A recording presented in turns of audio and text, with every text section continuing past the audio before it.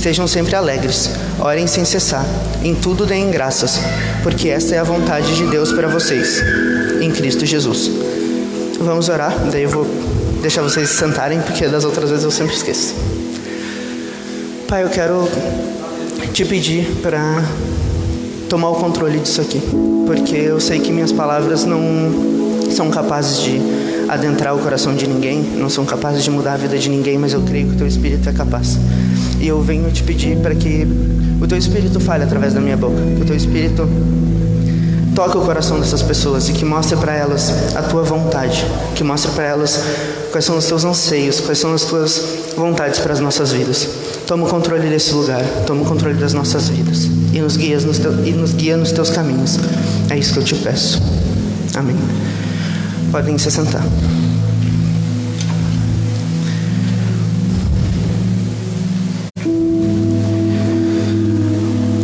O grande assunto do Salmo 126 é o contentamento, né? A alegria do povo de Deus.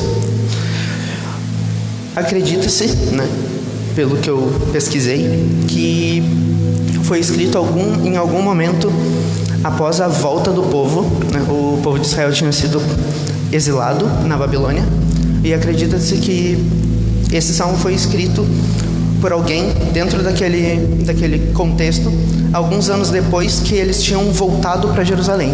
O rei Ciro tinha permitido eles voltarem, eles ainda eram servos, eles estavam subjugados pela Pérsia, mas eles puderam voltar e ficar na terra prometida, né? Mesmo que subjugados, eles estavam na sua terra. E nesse salmo começa falando justamente sobre esse contentamento, né? Sobre a restauração disso.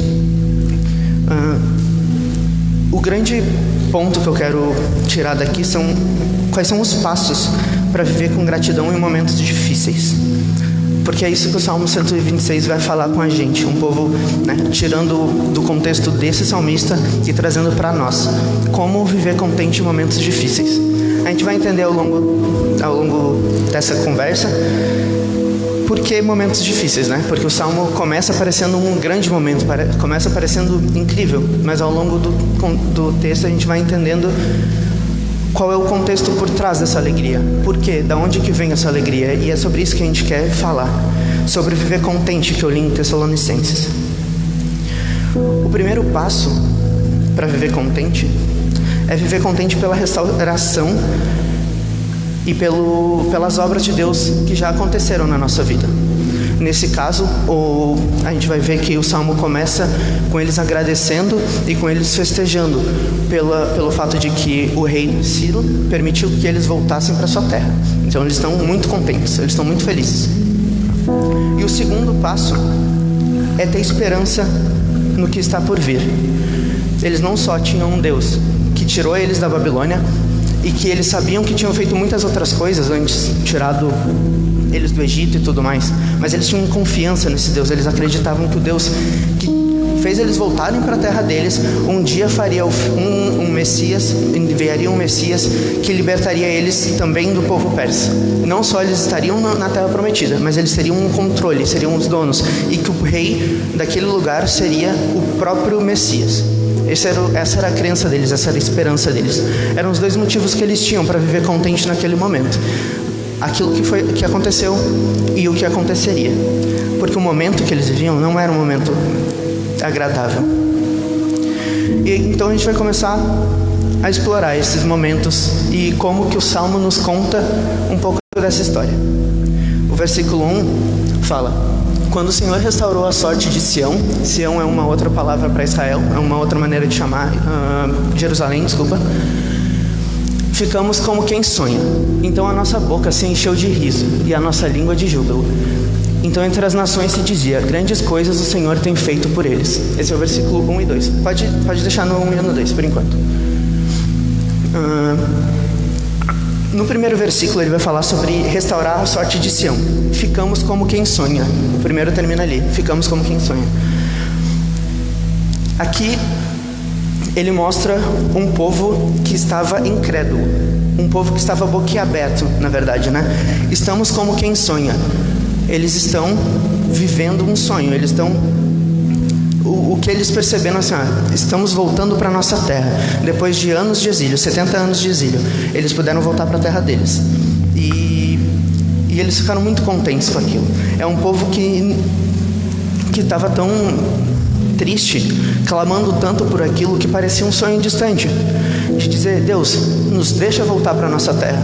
Olha o que eles estão fazendo com a nossa terra, nos deixa voltar para lá, nos deixa habitar de novo a terra prometida. Eles sabiam que eles estavam pagando pelos pecados que eles tinham cometido quando estavam na terra prometida, mas eles pediam para Deus para voltar.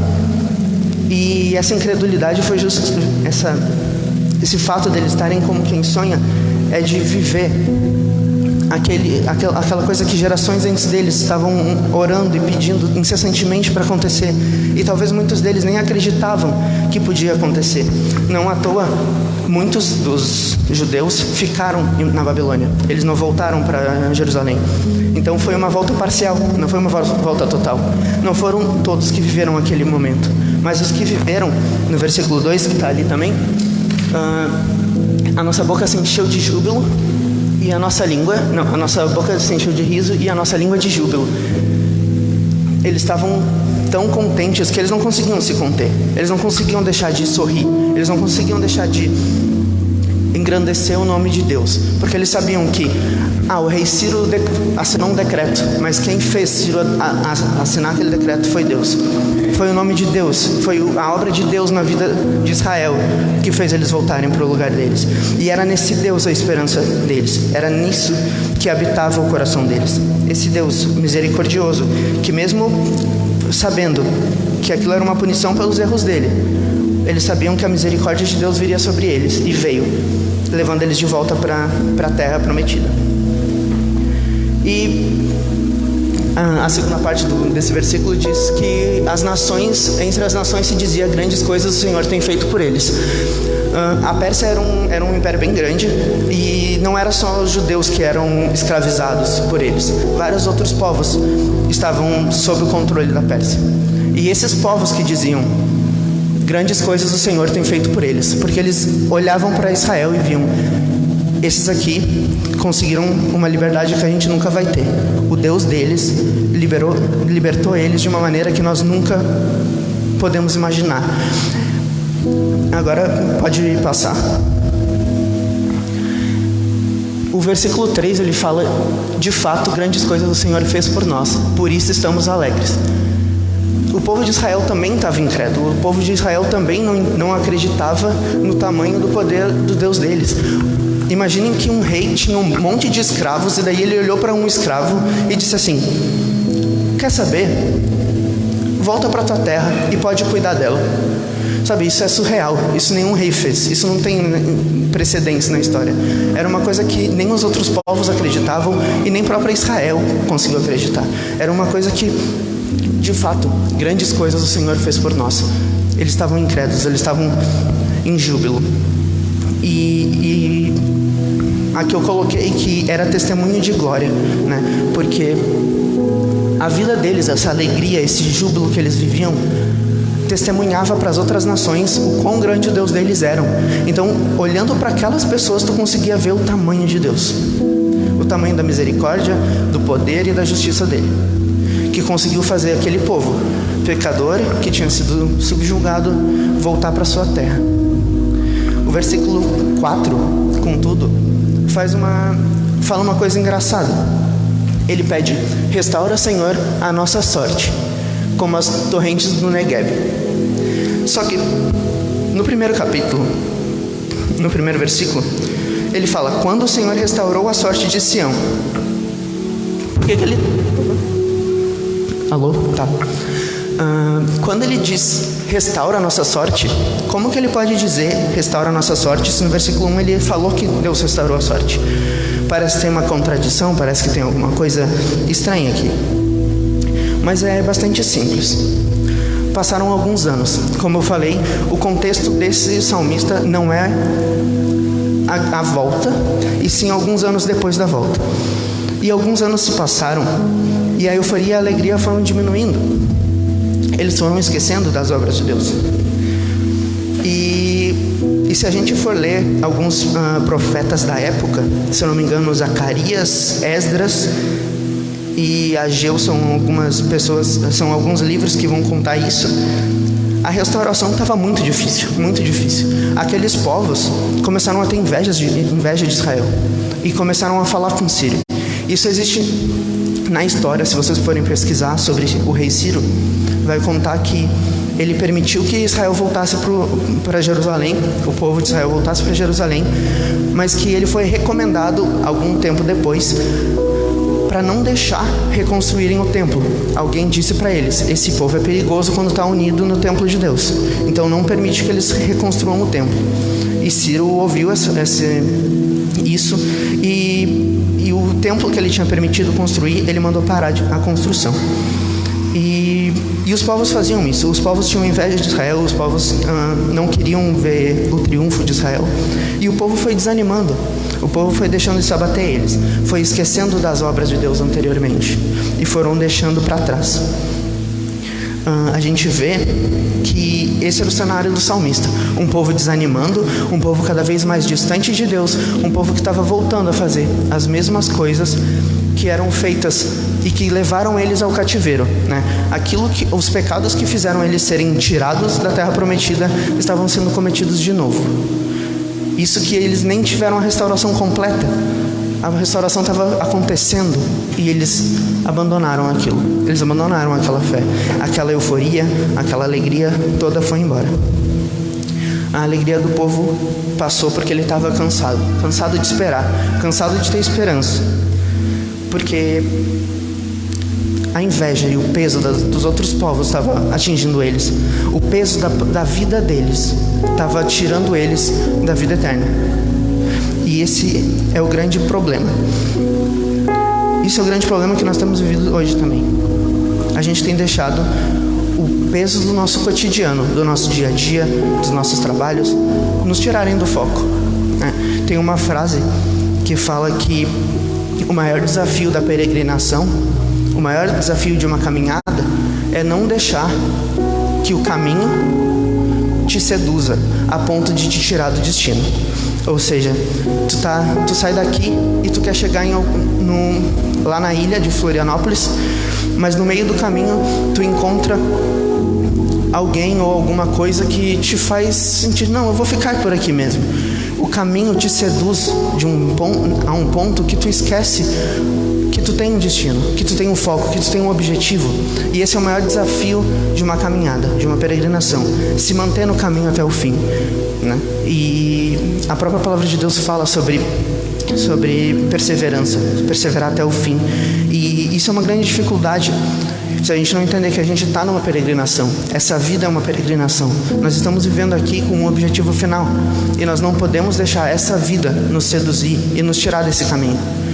E isso tem acontecido, e isso estava acontecendo com aquele povo.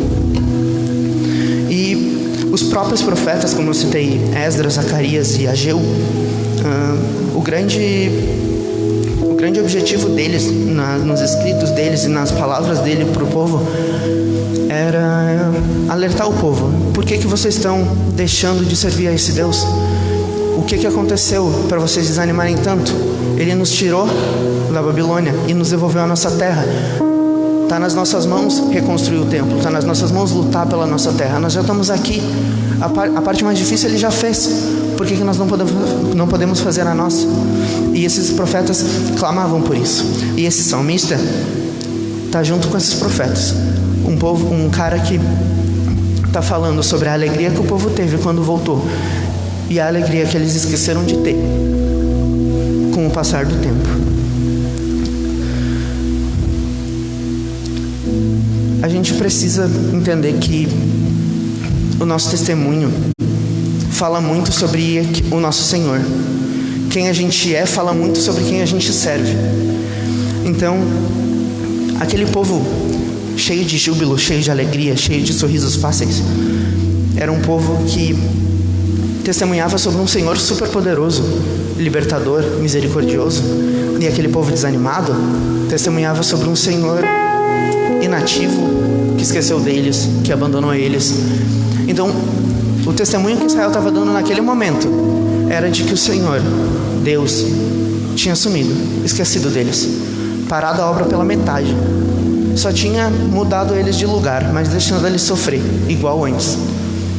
E não era um bom testemunho, não era um testemunho digno do Deus que a gente conhece. No final do versículo, ele fala como as torrentes do rio Negueb, né? Restaura a nossa sorte como as torrentes do Negueb. O rio Negueb é um riacho que passa. Só que na maior parte do tempo ele está seco, totalmente seco, seco a ponto de ter rachaduras no solo. Não tem rio nenhum ali. E por que restaurar como o rio Negueb, se é um rio seco? Em algumas épocas do ano, chovia muito forte no monte e a água descia por esse lugar. E essa terra que era totalmente seca começava a ser um riacho. E era um riacho por algum tempo. E é isso que o salmista pede, que restaure a nossa sorte de uma maneira incontrolável e inexplicável, de uma maneira que nós não podemos, uma maneira que não vem de nós. Porque tu pode plantar o quanto tu quiser numa terra seca, não vai crescer. Só que quando a terra está nutrida com água, vai florescer, né? Tudo que tu plantar, né? E aqui o que ele pede é justamente isso, que restaure de uma maneira que não é do nosso controle, não vem de nós. Faz com a gente de novo aquilo que tu tinha feito quando nos tirou lá da Babilônia. Faz algo que só tu pode fazer, porque nós não temos poder para isso.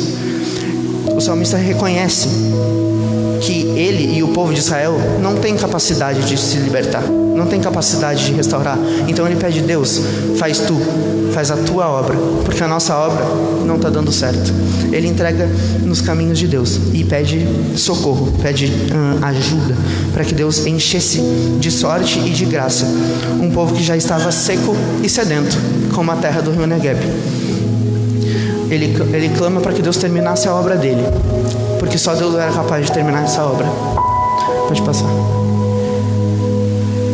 Os que com lágrimas semeiam, com júbilo ceifarão.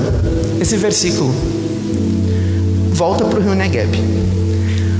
Pensa tu que tem que sobreviver todos os dias com o teu trabalho. Naquela época eles sobreviviam plantando, certo? Agora imagina que o único lugar que tu tem para plantar é regado por um rio seco, um rio sem água. A água que tu tem para molhar tuas plantas não vem. E tu planta, e planta, e planta com lágrimas nos olhos. A única coisa que tu tem é esperança. Algo incerto, que tu não sabe de onde vem, que tu não sabe quando vem, mas tu crê que vem.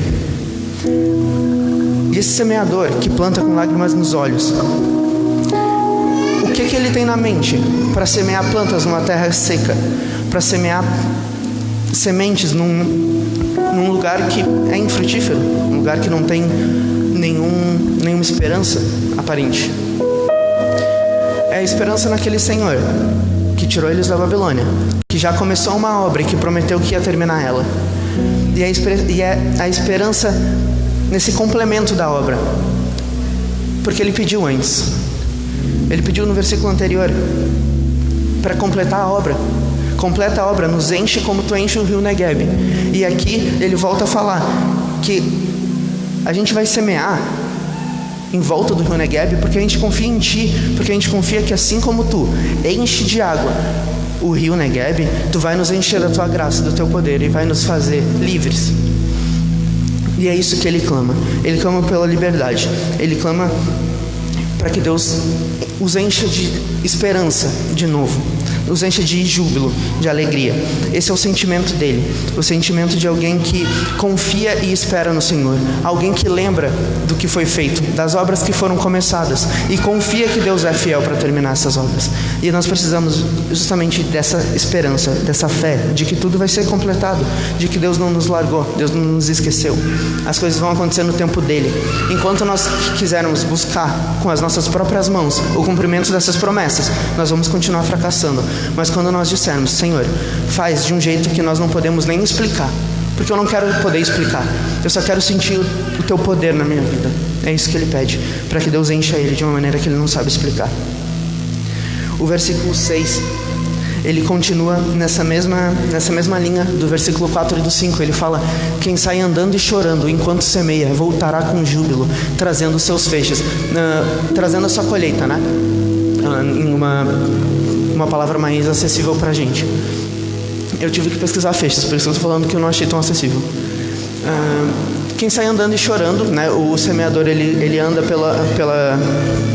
pelo lugar, jogando as plantinhas e colocando elas para que elas cresçam. Então, quem sai chorando enquanto semeia, voltará com júbilo. Quem tem esperança no Senhor, voltará glorificando o nome dele, porque ele vai completar a obra. Não é uma esperança vazia, não é uma esperança em alguém que prometeu algo que nunca pôde fazer. É alguém que prometeu algo tão pequeno perto das coisas que ele já fez. É algo tão simples para Deus, essa coisa que ele tem nos prometido, porque ele já começou e ele já deu exemplos da obra dele.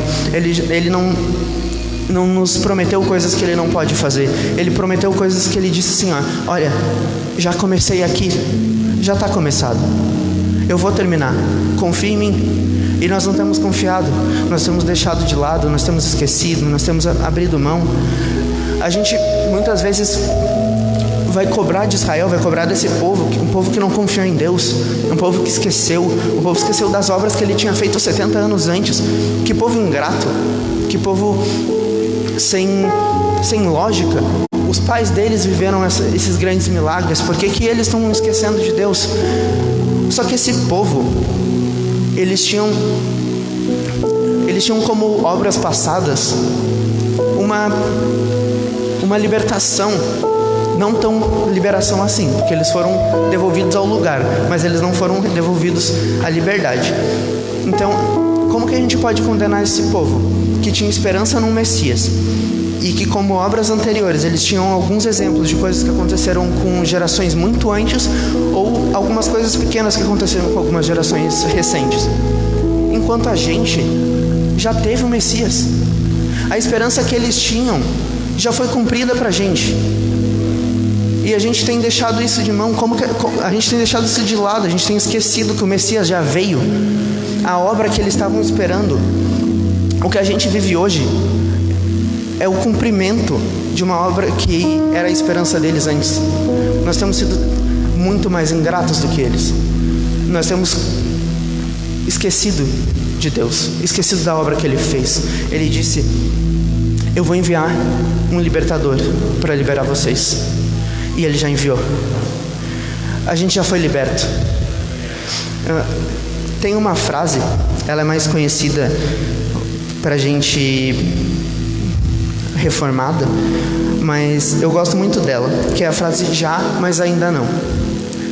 Alguns de vocês devem conhecer ela, mas o que ela quer dizer é que assim, Ele já venceu sobre a morte, mas nós ainda passamos pela morte. Ele já estabeleceu o reino dele, mas ainda precisamos orar pedindo que venha o teu reino. Ele já cumpriu a obra de santificação, mas ainda passamos pelo juízo e por todo esse processo de santificação que é essa vida. Ele já derrotou Satanás, mas o Satanás ainda perambula pela terra buscando pessoas para derrubar. Então é esse já, mas ainda não. A obra já foi cumprida, ela só precisa ser colocada na nossa vida. E nós sabemos que ela vai ser. Nós temos esperança nesse Deus que vai cumprir essa obra, que Ele já começou e Ele já terminou ela lá também. As obras anteriores nossas são muito mais concretas do que aquele povo teve. E aquele povo teve júbilo, e nós não temos tido. Nós não temos dado esse testemunho de glória que esse povo deu. Nós criticamos um povo que esqueceu desse testemunho, mas nós nunca temos dado. Quando que nós saímos pela rua e as pessoas olham pra gente e dizem: grandes obras o Senhor fez nessa pessoa. Tu sente as pessoas olhando para ti dessa forma, olhando para ti dizendo: meu Deus, eu queria que a pessoa que eu acredito fosse assim. Eu queria que o meu pai fosse tão bom quanto a pessoa que fez isso para essa pessoa. Eu queria poder dizer que eu tenho um Deus tão forte quanto o Deus dessa pessoa. É isso que os povos diziam de Israel. Israel estava perecendo por causa da inveja que as pessoas tinham do Deus deles. E as pessoas têm tido inveja do nosso Deus, ou elas têm tido rejeição? Nós vemos uma apostasia tão grande, uma rejeição tão grande a Deus acontecendo nos dias de hoje, que nós só podemos concluir que isso é decorrência de um mau testemunho que nós temos dado como igreja. Nós precisamos nos voltar para Deus, porque Ele já cumpriu a obra. As obras anteriores são totalmente concretas e finalizadas, elas estão vindo ao nosso encontro. Já foi terminado, já foi consumado, Ele já nos liberou. E essa liberdade está vindo ao nosso encontro, e nós temos nos desviado do caminho, nós temos sido seduzidos por coisas tão bobas, tão fracas, tão passageiras. Nós temos abraçado tão fortemente belezas, conquistas, pessoas, viagens, trabalhos, famílias. Nós temos abraçado tanto amizades daqui. E não que essas coisas não sejam boas, não que essas coisas não sejam bênçãos de Deus na nossa vida, mas elas não podem ser maior que esse Deus. A gente não pode achar que as maravilhas do caminho que Deus preparou pra gente são maiores do que o Deus que preparou essas maravilhas pra gente. Nós temos largado Deus pela criação dele. Nós temos abandonado o Criador por uma criação finita, uma criação que vai acabar, mas Ele é eterno. Ele é eterno e Ele nos promete um consolo, uma paz que excede todo entendimento. É isso que Ele nos oferece. Ele nos oferece viver em júbilo, mesmo em momentos difíceis. É isso que esse salmo fala, sobre viver em um momento difícil, sabendo quem que fez as obras que foram feitas no passado e que Ele é fiel para cumprir as obras que vão acontecer no futuro. Ele prometeu, Ele não nos deixou na mão. Ele prometeu coisas, Ele disse: isso vai se cumprir. A obra de Cristo vai se cumprir na tua vida. A liberdade que Ele pregou na cruz, toda a lei que te tirava a liberdade, toda a escravidão do pecado Ele jogou lá. Ele derrotou a morte, Ele derrotou Satanás. A morte é fruto do pecado e ela já foi vencida. Esse corpo corrompido vai sim morrer, mas é essa morte que vai nos levar para a eternidade. É essa morte que vai nos levar para a vitória sobre a própria morte. Paulo fala que Cristo veio e viveu a nossa vida e morreu para que através da sua morte nós pudéssemos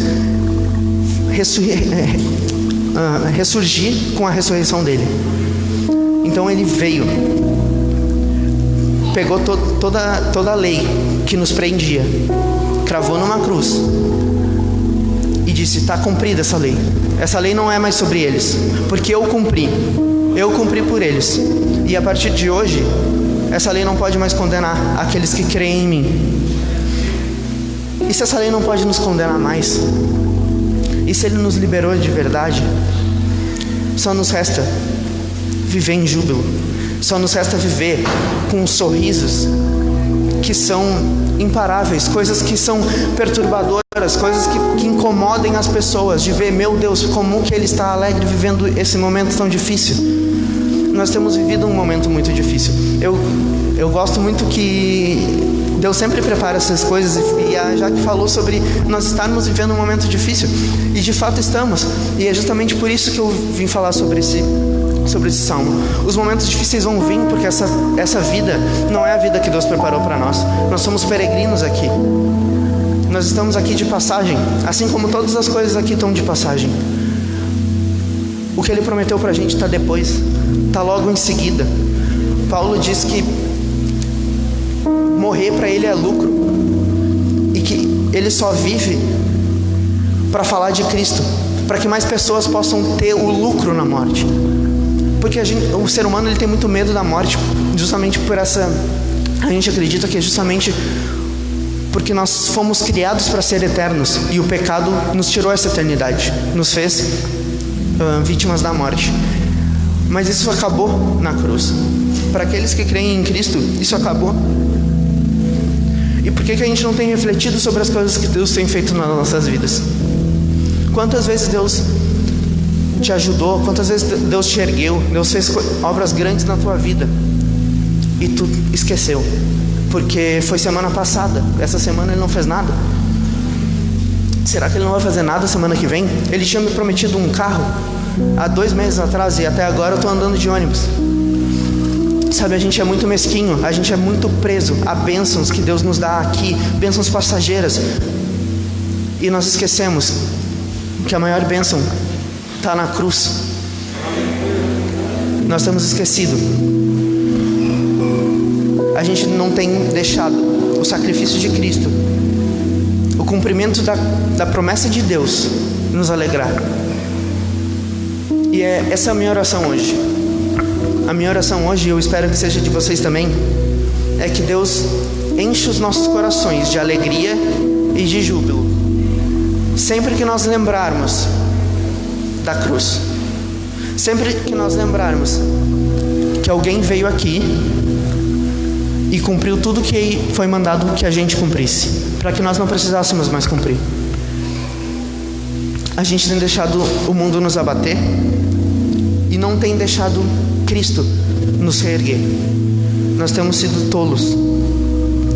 Que a gente possa viver uma alegria, que o mundo possa olhar pra gente e dizer: olha, se eu tivesse esse Deus aí, eu tava bem. Grandes obras Deus fez na vida desse povo. Que as pessoas possam olhar para Peniel e dizer isso. Que as pessoas possam olhar para Forquilinhas e dizer: o Deus da Peniel tem mudado Forquilinhas. O Deus da Peniel tem mudado São José. Enquanto isso não se cumprir, isso é um pouco triste, na verdade. Tem uma frase do Tim Keller que ele fala que todos os pecados que nós cometemos são pequenas provas, pequenas lacunas em Deus, no Deus que nós acreditamos. Ou seja, se eu faço esse pecado aqui, quer dizer que o que corresponde a esse pecado eu não acredito. O meu Deus é um Deus que reina sobre a vida financeira. Então, se eu peco em alguma coisa na vida financeira, é porque eu não acredito no Deus da vida financeira. Então, Deus tem vários aspectos nas nossas vidas, né? Deus é Deus sobre tudo.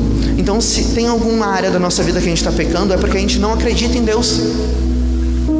Todos os pecados mostram detalhes de Deus, detalhes dessa descrição infinita de Deus que nós não acreditamos. Todos os pecados, nós não precisamos trabalhar para deixar de fazer os pecados, sim começar a mudar como a gente vê Deus. Olha, se eu estou pecando aqui, eu preciso começar a acreditar que Deus é assim. Eu estou tentando pensar um pecado que não seja muito complicado de falar, porque o problema é que a gente peca e a gente fica com medo de, falar pecados que as outras pessoas façam, e isso machuca as pessoas. E a minha intenção não é machucar. A minha intenção é fazer que a gente consiga entender que se eu estou viciado no celular e que se eu estou viciado no meu trabalho, eu acredito que o meu trabalho é o que me sustenta, é o que me dá comida, quer dizer que eu não acredito que Deus é meu provedor. Nós estamos idolatrando o nosso trabalho, porque nós acreditamos que Ele nos dá comida, e Ele não nos dá comida, quem nos dá comida é Deus. Nós acreditamos que o rei Ciro liberou o povo de Israel, mas o Ciro não fez nada. Deus fez através de Ciro. Se tu acredita que Ciro libertou o povo de Israel, tu esquece que Deus é o rei dos reis, e que Ele manda no Ciro, Ele manda no rei que veio depois de Ciro. A história nos conta que o rei seguinte, ele descobriu que Ciro tinha mandado começar o templo e terminar o templo. Então, o rei seguinte disse: eu vou terminar esse templo. E o templo foi concluído. Aquela esperança que o salmista fala, que foi acabada pela metade, que o povo desanimou, não era uma esperança fraca e sem fundamento, porque Deus fez aquele templo ser terminado. O templo que Jesus ia na época dele era esse templo que foi construído pelo rei seguinte. Não, poucas pessoas não sabem disso, mas o primeiro templo foi feito por Salomão e ele foi destruído alguns anos depois. E o templo da época romana, que é onde Cristo e os apóstolos viviam, já era esse segundo templo. E esse segundo templo é o templo que Esdras começou a construir, que foi interrompido e que anos depois foi terminado. Então Deus sempre mostrou: eu tenho promessas para a vida de vocês. E Ele sempre cumpriu. E Ele cumpriu a maior de todas as promessas, e nós temos esquecido disso. Nós temos deixado de lado a vida que Deus nos prometeu, em troca de um carro, de um trabalho melhor, um salarinho melhor, um videogame, talvez um livro, talvez uma novela, talvez futebol. Talvez a gente tenha trocado pela nossa família. Talvez até, e isso é bem perigoso, a gente tenha feito a igreja nos tirar do caminho de Deus. Nós deixamos esse status de ter um cargo maior dentro da igreja, de fazer mais coisas dentro da igreja para que as pessoas me vejam fazendo coisas para Deus. A gente não está fazendo para Deus, a gente está fazendo para as pessoas nos verem. E se a gente não estiver fazendo para Deus, nós estamos esquecendo algum aspecto de Deus tão importante, que está nos tornando incrédulos e que está nos desviando do caminho. Nós não podemos nos desviar do caminho dele. Nós precisamos caminhar todos os dias das nossas vidas, rever os nossos caminhos, olhar para a cruz e dizer: esse é o caminho da cruz que eu quero viver hoje. Todos os dias nós precisamos fazer essa decisão.